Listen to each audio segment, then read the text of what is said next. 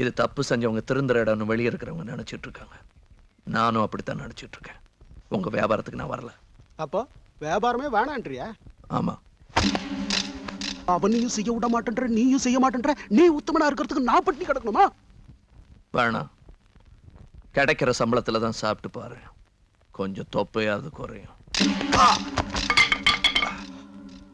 இந்த பார், எனக்கு வீட்டுக்கு போகணும். நீ என்ன தொந்தரவு பண்ணாத, நான் உன்னை தொந்தரவு பண்ண மாட்டேன். புரியுதா? மரியாதை கொடுத்து பேசினா இல்ல சமத்தியம்.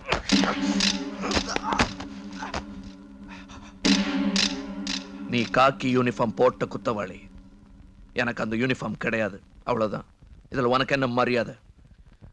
இதுக்கப்புறம் என் மேல கை வச்ச நடக்கிறதே வேற. நேர ஜெயிலர் கிட்ட போய் சொல்லிடுவேன். புரியுதா?